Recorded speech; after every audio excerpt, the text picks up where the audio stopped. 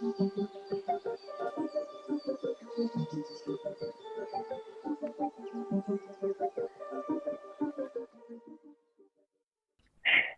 welcome to another episode of Coaching Outdoors. I am Anna Marie, and today I have Lizzi joining us. And as opposed to me introducing Lizzi, I would love to invite her to introduce herself.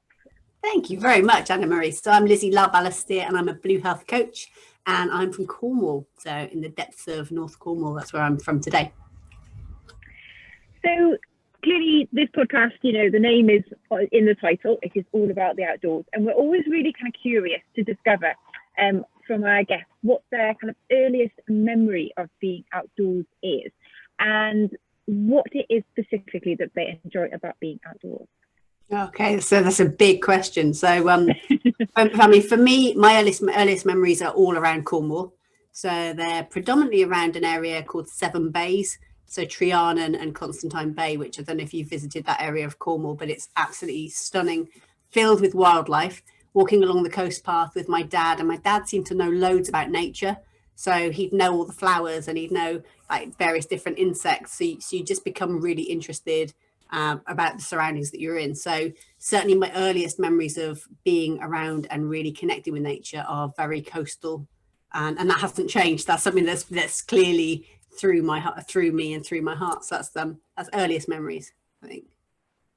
Yeah. And Cornwall is a place. I grew up in the northeast of England, so I'm very much kind of like the Lake District and up that part of the world. Though now I've kind of been in Wiltshire, and particularly during this last year lockdown, Cornwall. I have been down there a couple of times in my van, and it's absolutely stunning. And I've got a bit of a soft spot for the coastal path, I have to say. It is absolutely stunning. So yeah, you're in a beautiful part of the world, and I can very much see why your business is called Going Coastal Blue. And just kind of for the people who can see you on video, we've got beautiful blue cushions with blue backgrounds as well. So all on brand. I love it. And the ocean's actually behind me through the window. So I'm about 700 yards from the Atlantic Ocean, which is we're pretty lucky to live here. But yeah, I can just remember being completely feral as children out on the coast path, and not a lot has changed in terms of that feralness, has to be said.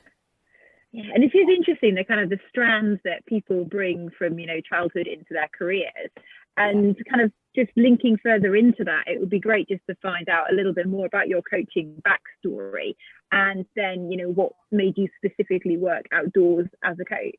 Yeah, no worries. So my background is actually I've got quite a portfolio career. So I've had these things that work in parallel. So I worked in corporate learning and development, so gaining lots of tools and learning about lots of modalities such as NLP, various different occupational psychology tools, those sorts of things, and exploring how organizations work, so how systems work from a corporate perspective. So the whole ecosystem of, if you like, of how a company works. But then in parallel to that, I was also doing a lot of work from a voluntary point of view with dogs with control orders and feral cats. So working with animals and working out in nature. So again, being really fascinated by how behavior sparks between different individuals and within systems. So those two things have always gone in parallel. So there's been this corporate side to my career, and then there's been this voluntary side to my career. But the thing that's kind of the thread between those has been, what is it that makes us tick, and observing how in nature, how in the natural world as animals, because we are just animals, how we can spark against each other, or how we can be really compassionate towards one another. So how the whole system works together. So trained in NLP, so as in neurolinguistic programming back in 2002, started training people in that. So basically gained my master practitioner and trainer training in that, and also became a professional coach. So did my professional coach training, and I also trained in MBIT, which was heart, head, gut alignment. So the whole nervous system piece came into that. Then did my yoga teacher training. So got really interested in the whole, how our bodies react and how our state changes when it comes to the breath. And I also, at the same time as that, and right the way through my life, I've been very, very connected with water. So fascinated with things like free diving, snorkeling, seeing how marine wildlife interacts with the wider world. So my coaching has had a professional path to it, but actually been much more fascinated with nature and how nature brings out the best in us and what our true nature is as animals on this planet, if you like. And I just love the way that you've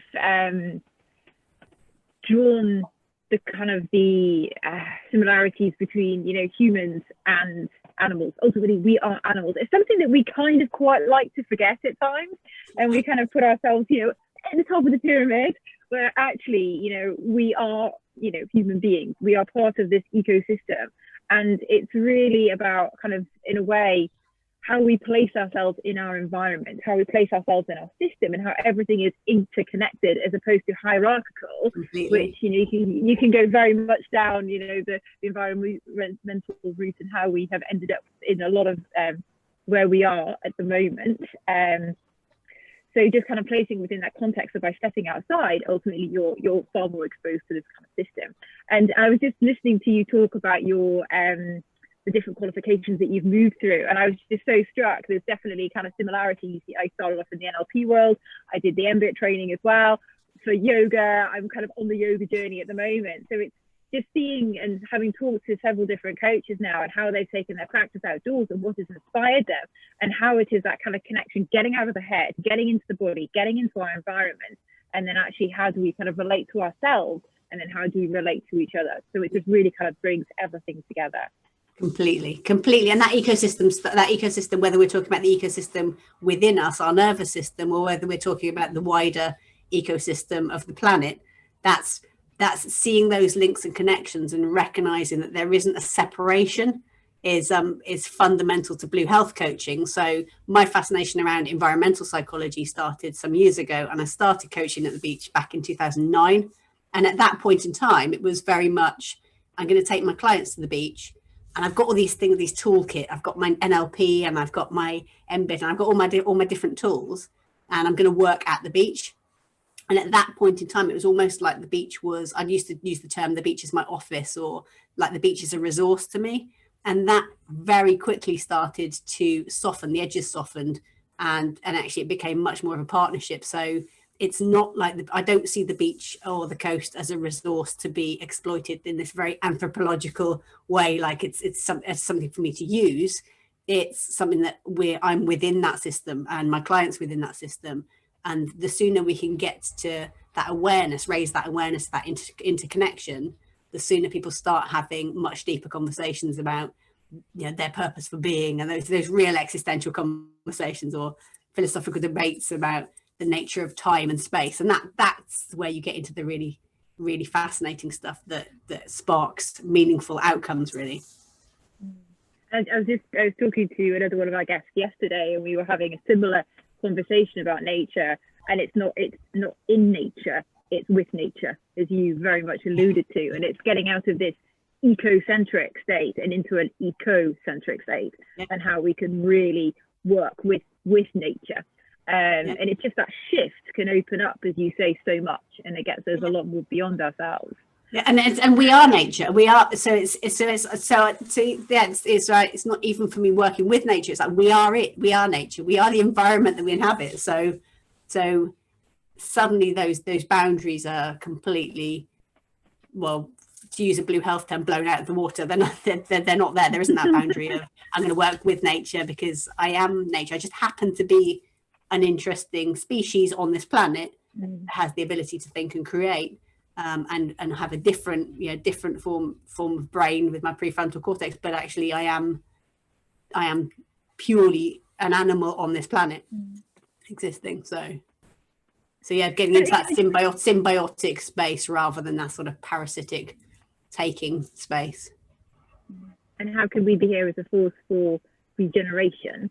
To go beyond that sustainability piece, because actually we don't just want to be sustainable, we want to be regenerative, which in the case as well is a different kind of shift. You have, you know, a lot of corporate companies at the moment have kind of a sustainability statement, and actually we need to be doing more than that. Yeah, completely. So thinking kind of it's got a very much nature and blue health, and you touched on kind of blue health coaching a couple of times, and it would just be great to have a little kind of insight descriptor into that. Clearly, you know, there's so many different forms of coaching out there, and how you you know, show up and label and brand yourself as a coach. And like blue house coaching, you know, what is it? What a lovely question to be asked. So blue health coaching is a mixture of things. So it draws on blue health science. It draws on loads of research into the social, psychological, physiological, spiritual, emotional, cognitive benefits of spending time near blue space or in the water. So it's either in, on, or underwater. So there's loads of academic research that explores what happens with our brain, what happens with the neurochemicals within our body, our nervous system, what's going on for us when we connect with water, full stop. And that's a field known as blue health. And that's a global field of research. So whilst there's a big core of interest in Cornwall, actually, in terms of Blue Health EU and what used to be referred to as the European Centre for Environment and Human Health. Actually, that's a global field of research into whether it's the blue economy. So actually, why does it cost more to live near the ocean, for example, or whether that is the emotional benefits of connecting with water. So that's blue health science. And that's, as a blue health coach, it's really useful to have an awareness and an understanding of that. And that actually is there really to inform policy. So it's to inform policy around things like blue prescriptions, so encouraging people to step outside their door into blue space, and therefore to look after it, to see the value as a wellness resource, for want of a better word. That's blue health science. And then there's blue mind, there's the blue mind groundswell, which is basically led by a friend of mine, Wallace J. Nichols, who wrote a book called Blue Mind. And he gave the term blue mind to basically the sensation that we get when we are near, in, on, or underwater. So very much more focused on the emotional benefits of connecting with water. And he does touch on social and psychological and all the others, but the emphasis of blue mind is saying when we connect with water, we feel better, we are more creative. And he refers to the blue health science within that in terms of why that is. And therefore, there's an aim with that groundswell. And I'm an advocate for Blue Mind and a Blue Mind ambassador. And I work with Jay with his work to champion his work. There's an aim that the fact that water is medicine becomes common knowledge. So that's kind of another piece of the Venn diagram. And then there's this third piece of the Venn diagram, which is I started working at the beach in 2009, full stop, first of all. And it was, I started studying ambiguity. So it's a very transitional space. It's a space where everything is the literal zone with an O rather than literal with an E. Everything's shifting. And I got fascinated by how people seemed to find it, they breathed more easily. So the yoga part of me got interested in that in terms of what happens with our breath and our heart rhythm, which links, as you know, if you've studied MBIT, links to MBIT. So there's that piece I found fascinating, but I also started exploring the fact that you could really get into conversations about ambiguity and non-certainty and non-knowing in that space, because the space kind of lent itself to those sorts of discussions around really becoming much more analog in the way that we approach decision making, rather than seeing this need for absolute certainty. So I studied a master's, and my master's was Ambiguity Leverage for Productive Outcomes was the title of it, which gave my supervisor an absolute meltdown because it was way too broad. But in terms of, but I wanted to know, how is it that as coaches, some of us find it more easy to create ambiguity and hold that ambiguous space usefully with our clients, rather than feeling the need to immediately shut it down. So actually being able to dance with ambiguity. And at the coast lends itself to much more of that, because we can work with landscape metaphor, we can explore the qualities of that space and how the qualities of that location are reflected in the way people are showing up. So I refer to that as iBlue, so blue intelligence. So instead of EQ, we've got iBlue, and iBlue is the piece that it's around the language, the liquid language that we use. It's being able to story tell, being able to observe the analog qualities around us and create a dialogue around those. So it might be, I know we're looking at a wave and we notice opacity and transparency, and that then emerges into a conversation around, well, where are those present within your life and your world, and where might one or the other be a bit more useful? So we're not saying one's good and one's bad, we're exploring a degree of non-duality. So the eye blue piece comes into this fact that you know, Alan Watts says you can't have a front without a back. You know, it's opacity and transparency only make sense in contrast with one another. Likewise, we might look at a beach and see simplicity and complexity and explore those elements of the coastal terrain and how they're showing up in the way that people explore their world around them. So that's a series of tools and techniques and a way of coaching. So it's more of a approach to coaching that's very different from the grow model. It is, you know, it's looking at a cliff and having a conversation about deep time that generally wouldn't come up in a to B conversation if you were coaching somebody from a performance coaching point of view.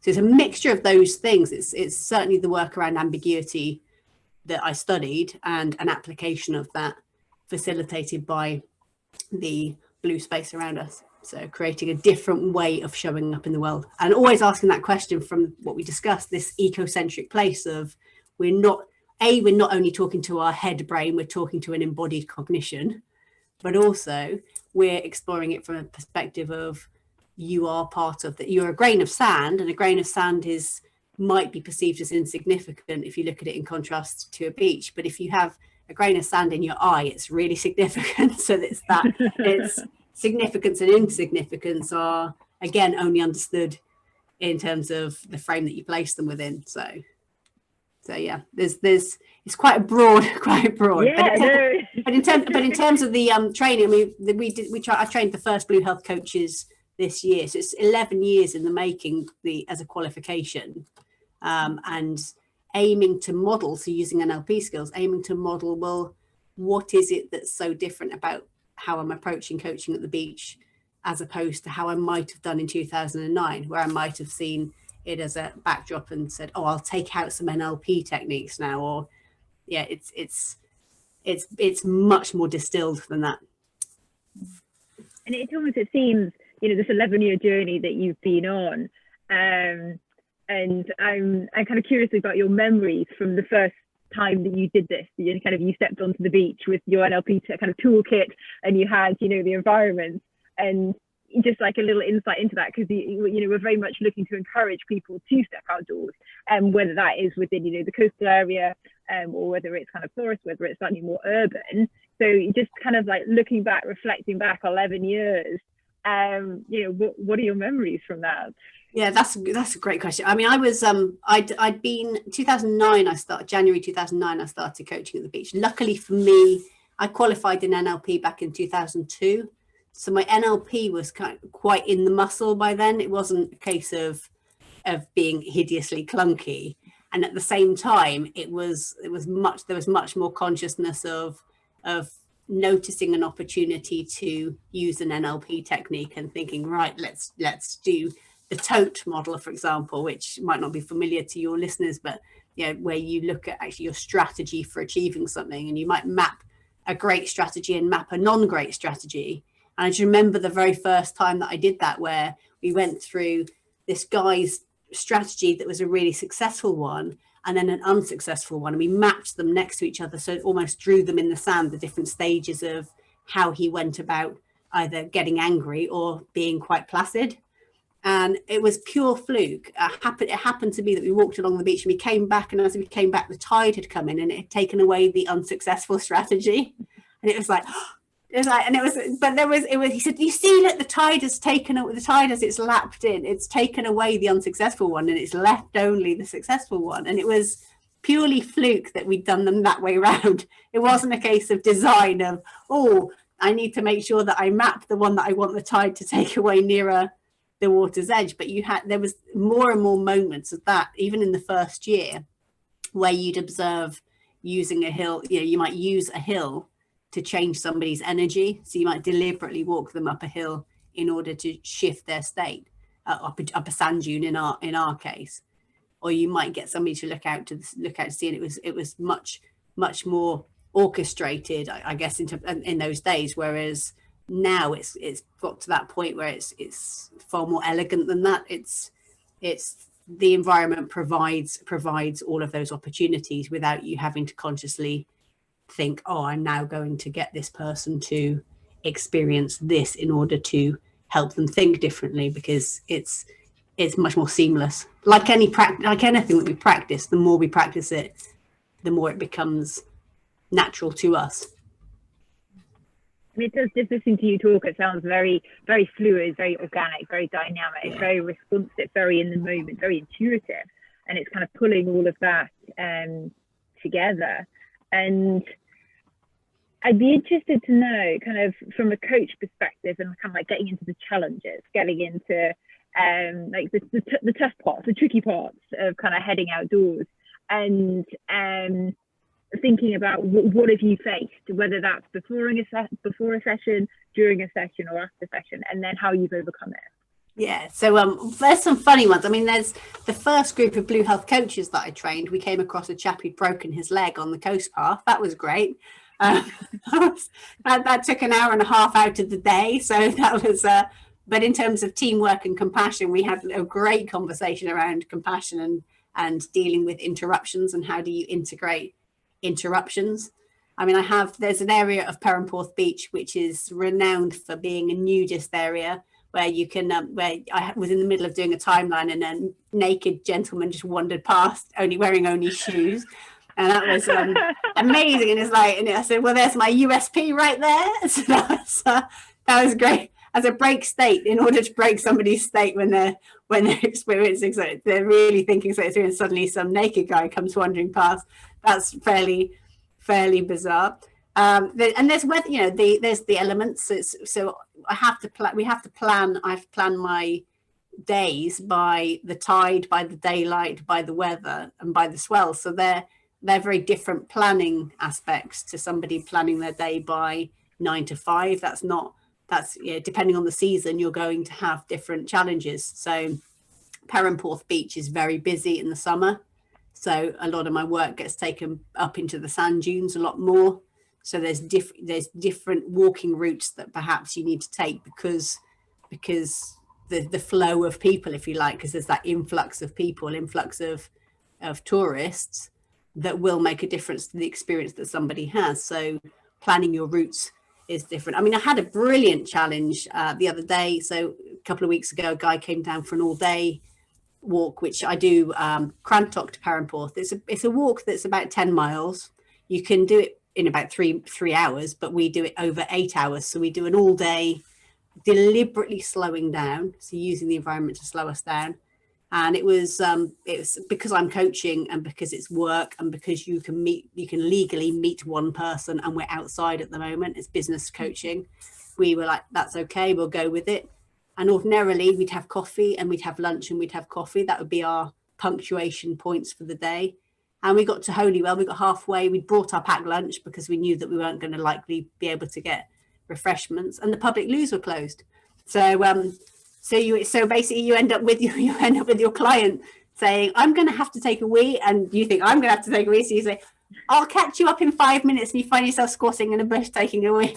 And then it's like the call of nature, which again, from a formality point of view, completely breaks down boundaries, because you recognize that you are animals. There's that instinctive, well, I need to go for a wee. I'm not going to be able to spend another 4 hours being mentally present with you if my body is in a place where it requires something requires addressing. So that's the challenge. I mean, the coast path, there's health and safety aspects clearly with the coast path, and making sure people are dressed for the weather. So whether that's height of summer, ensuring people, saying to grown adult, you need to bring sunscreen with you, because people don't necessarily think of it, certainly in springtime, when you've got, when it doesn't appear to be sunny, and you end up with a client that's got massive UV burns.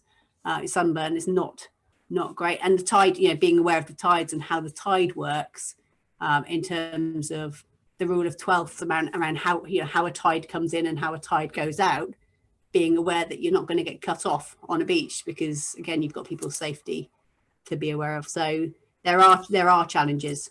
Sometimes though, taking somebody out on a really blustery day can be exactly what they need. So it's not necessarily saying the day has to be beautiful sunshine and blue skies, because actually the elements provide their own wisdom within that, I think, as because you work out in the elements. And thank you for being so candid about the challenges. Yeah, probably too much information, but it's real. I'll keep it real. And that's the thing. It's actually having an awareness of all the different risks that are there and mitigating them to an extent. And actually, when you're out there, if you come across someone who has broken their leg, actually how you do get involved, because it's not just yourself you're looking after and your client, you're a part of that bigger system. And actually, when it kind of comes across and you've got the skills, then how can you support? I mean, I had a coaching conversation with a lady who wanted to be no longer a smoker, and we walked past the guillemot that had come in, and the guillemot was covered in a load of palm oil. So we did the rest of the walk I had a guillemot under my arm. We did the rest of the coaching conversation, the three of us, where I'd ask a question of this lady. She'd look at me, she'd look at the guillemot would look up and go, I don't know, what do you think? And we had this three-way discussion the whole way back. And actually that guillemot was one of 40 that had been picked up off the beach. And I think only 2 survived. So for that guillemot, it mattered. And for that client, they said, I will always remember this conversation. That I've got the insight from the conversation, but also it was really memorable because we couldn't just walk past this bird that was in trouble. Likewise, we'll pick up, I volunteer with Surfers Against Sewage. So I'm not gonna, if there's litter, I'm not spending the whole walk picking up litter, but I will pick up the odd bit of ghost fishing net or the odd bit of litter if it's directly in our path, because that's part of looking after the space around you. So. And that's just before we were on the call, you were kind of sharing about your morning and how very much for you it is, it's living going coastal blue. It's not just like a coaching practice and the business is separate from you. It is very much your work style, your lifestyle. It's an extension of you as a person. Yeah. And it would be great if you could just share, how you spent this morning, because again, it's very different, but it's a part of you. It's a part of your business. It's a part of the service and what you offer to your clients. Yeah. So so anybody that I train as a Blue Health coach, we have a code of ethics that basically says you need to give back to the space that you're coaching in. So if you and your clients are getting a benefit from blue space, you need to do something to give back. So for me, my personal giving back is I volunteer with Surfers Against Sewage as a rep. I also have a community group called Ghost Net Busters, where we pick up giant ghost fishing net. So we get those recycled into the circular economy.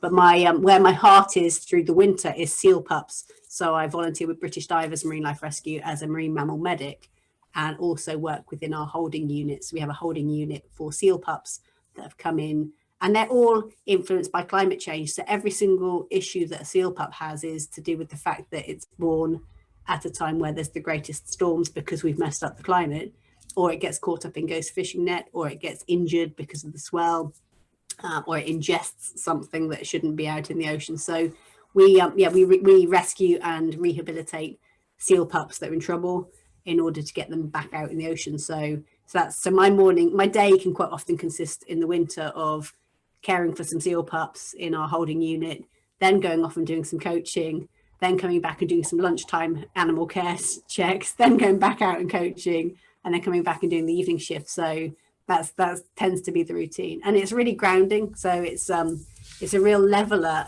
when you work with any marine wildlife or any wildlife, basically. I mean, that's been a part of my thread for years, whether it's working with dogs with control orders, with aggression, or if that's working with seals and marine species. That we see so many different emotions reflected in animals when they're in distress.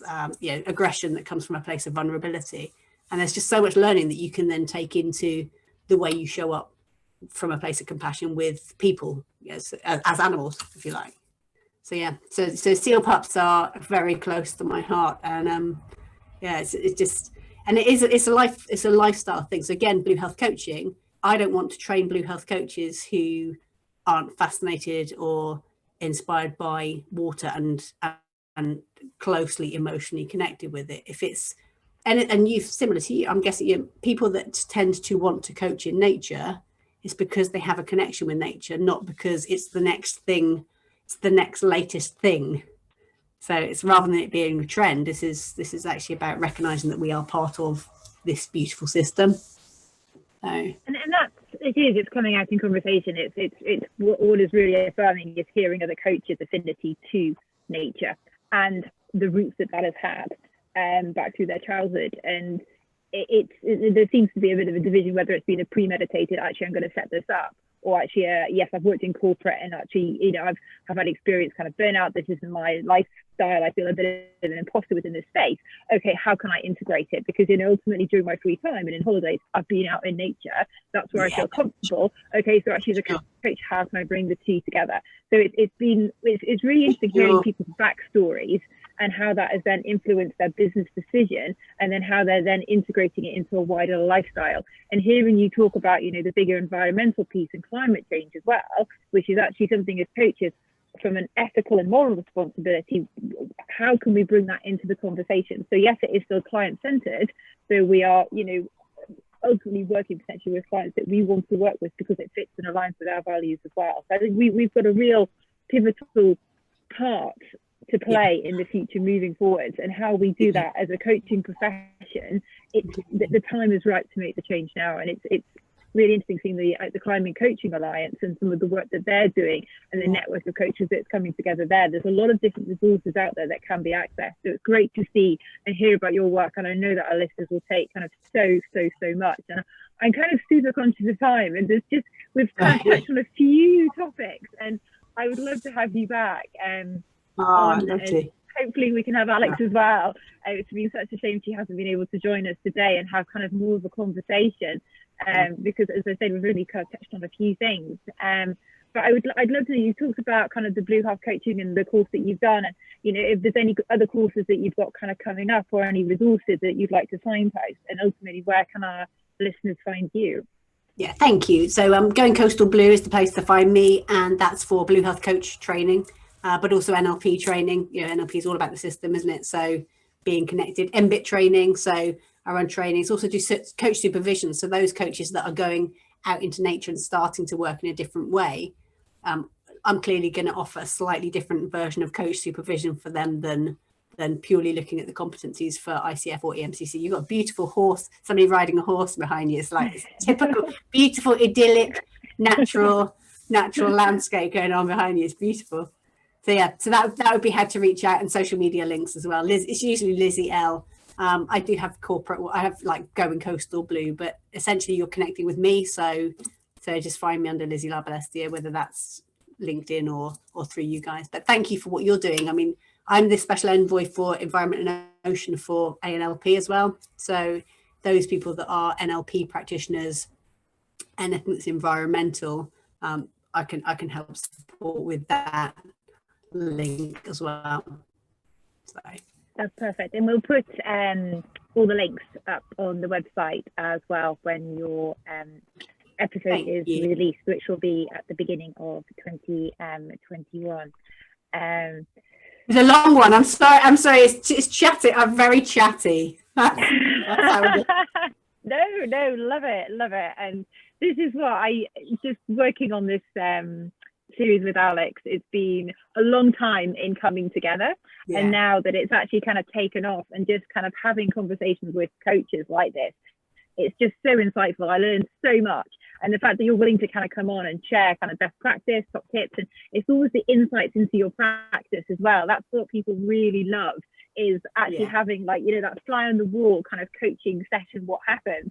And the fact that you've been talking about the nude man walking across the timeline, or needing the toilet on the South West Coastal Path, or kind of stumbling across someone with a broken arm. All these things happen. It's an embodied experience, and it's like, I mean, there's so much about the way that we move in blue space. Our whole physiology is different in that space. So it's a broad topic, but hopefully it gives a little bit of an insight.